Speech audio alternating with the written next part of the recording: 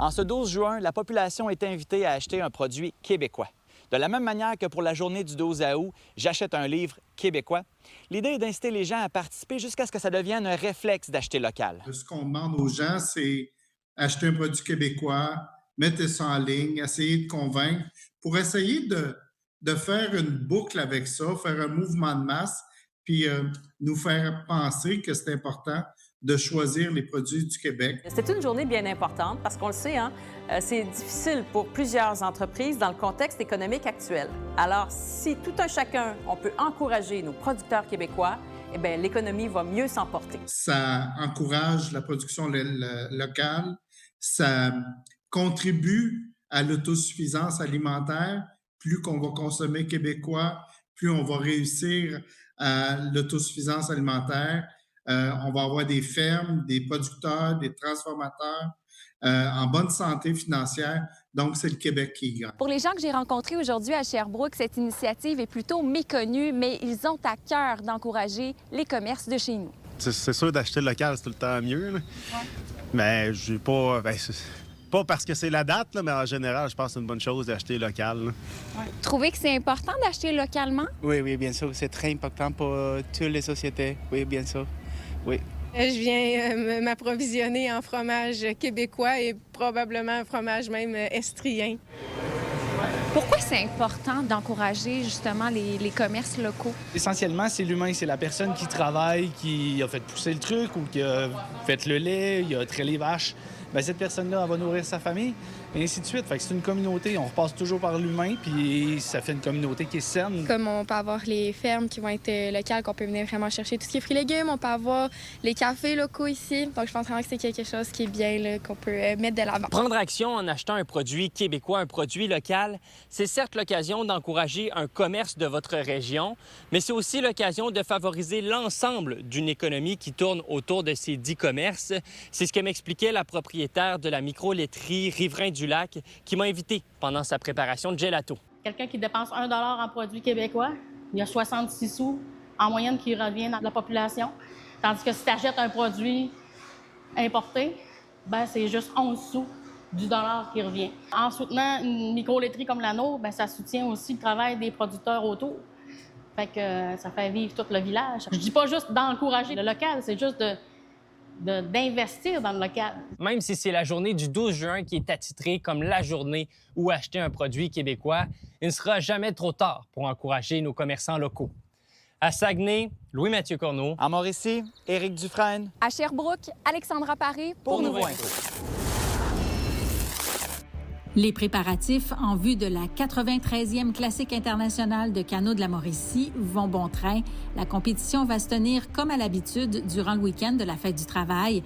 En plus du parcours sur la rivière Saint-Maurice, la classique veut attirer la relève. Une course de 15 km va permettre aux jeunes de 12 à 17 ans de vivre l'étape du portage de la promenade du Saint-Maurice de Shawinigan. Un défi collectif a aussi été lancé à la population pour les inciter à bouger durant l'été avec la chance de remporter des médailles.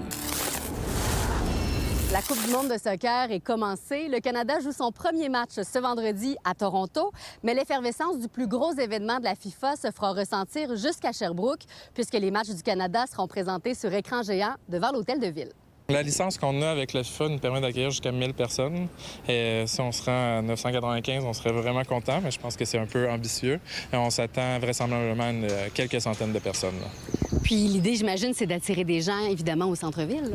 Oui, exactement. Dans le fond, c'est ça. On visait aussi beaucoup les familles et les enfants avec, entre autres, la collaboration avec le club de soccer, le Mistral de Sherbrooke. Et le but, c'est d'amener du monde au centre-ville, qui voit à quel point notre centre-ville est accessible, puis il y a des beaux commerces ici. On entend souvent les bars ou les pubs qui invitent les adultes à venir profiter de leur équipe, mais pour les jeunes, d'avoir un événement comme ça gratuit en visionnement au centre-ville, c'est super, puis je pense que l'événement va être super. On peut peut-être s'attendre à un événement qui va rassembler toutes sortes de communautés ici en ville. Ah oui, ça, je vous le garantis. Je vous le garantis, il va y avoir toutes sortes de personnes de partout dans le monde, de différentes origines, puis ça va être super. Donc, tout le monde va partager ça. Est-ce que tout le monde prend pour le Canada? On espère que oui, mais on va voir. Les commerçants du centre-ville espèrent aussi profiter de cet l'engouement. Cet après-midi, on attend beaucoup de gens quand même. C'est super intéressant de voir. Puis pas juste pour le Canada. On a aussi pour la France, puis belle communauté aussi du Brésil aussi qui ont appelé. Aujourd'hui, il va y avoir un kiosque du Santa Maria. Donc, il va servir des tacos. Puis aussi de la nourriture bosniaque, vu que le Canada joue contre la Bosnie aujourd'hui. Et pour la semaine prochaine, on va essayer de voir s'il y a d'autres restaurateurs qui veulent se joindre à nous. Là, on commence un petit peu plus light, si vous me permettez l'expression, vu que c'est la première édition. Mais dès la semaine prochaine, là, on veut améliorer ça. Aujourd'hui, il va aussi avoir de la bière, du bac et bière qui va être servi. Est-ce qu'il y a déjà pas mal de réservations?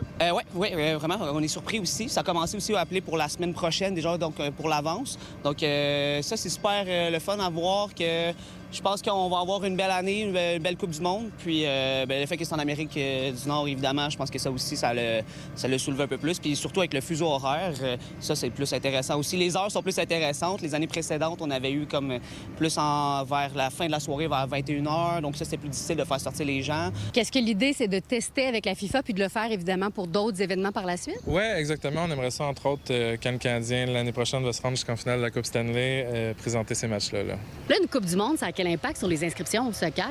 Bien, en fait, je pense que l'impact va arriver après, donc après l'été ou peut-être même au milieu de l'été. On s'attend vraiment plus à l'automne, à l'hiver, peut-être même à l'été prochain. Une hausse d'inscription par rapport à ça, juste à cause de l'événement. Il y aura diffusion des matchs du Canada ici les 12, 18 et 24 juin et la grande finale du 19 juillet sera aussi présentée. À Sherbrooke, Fanny Lachance-Paquette pour Nouveau Info. Après Crépuscule pour un tueur, le Shawiniganais d'origine Raymond Saint-Jean s'allie à nouveau avec son co-scénariste Martin Gérard pour nous offrir cette fois un drame d'horreur psychologique, un genre qui est peu exploité au Québec. C'est un film dans lequel on suit une jeune fille qui rend visite à ses parents, qui apprend sur place que son père est décédé il y a quelques jours. Sa mère semble peu affectée, elle est déconnectée de la réalité, en plus d'être très proche de son nouveau voisin docteur. On en jase avec l'équipe du tournage qui était de passage à Trois-Rivières. D'abord, j'aimerais ça que vous me décriviez brièvement vos personnages, puis peut-être un défi que ce personnage-là vous a amené dans son interprétation.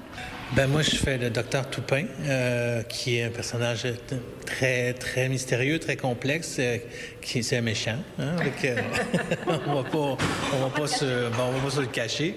Je fais le méchant du film, qui a des intentions nobles, mais malheureusement, ses actes le sont moins. Et justement, jouer avec un personnage qui a un mystère comme ça autour de lui, est-ce que ça demande un défi supplémentaire? Non, c'est juste du plaisir.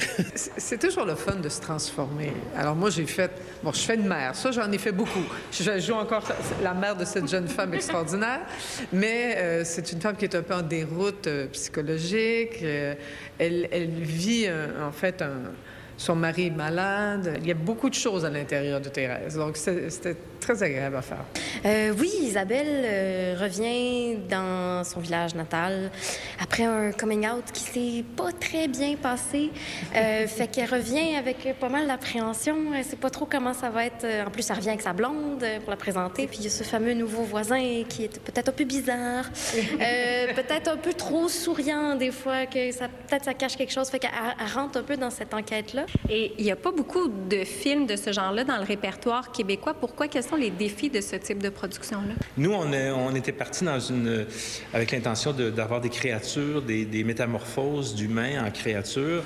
Bon, là, il y avait toute une question d'effets spéciaux, de maquillage. Donc ça, c'est le principal défi auquel on faisait face quand on a fait le film. Il faut équilibrer notre scénario de façon à ce qu'on puisse avoir le plus d'argent possible pour réussir les effets spéciaux. Parce que dans un film comme ça, si les effets spéciaux ne fonctionnent pas, le film ne fonctionnera pas. Les gens ne vont pas y croire. Il y a eu la première à Québec. Je pense que les gens ont embarqué justement beaucoup. Ça a été quoi les réactions? La salle était pleine. Ce qui, moi, j'étais très contente. On ne sait jamais vraiment à quoi s'attendre. J'ai vécu les deux extrêmes, mettons. Et les gens sont restés après pour poser des questions. Ouais. On voyait que ça leur avait parlé, que c'était... Tu disais quelque chose de neuf, c'est vrai, il y a quelque chose de neuf, ça saisit un peu aussi, on n'est pas habitué à voir ce genre de projet. Le film Nerveux reprend l'affiche aujourd'hui du côté de Shawinigan. C'est la 2e édition du festival Énergie qui est en cours avec entre autres Fred Caille et JF Posé. À Trois-Rivières, Marie-Ève Campeau pour Nouveau Info.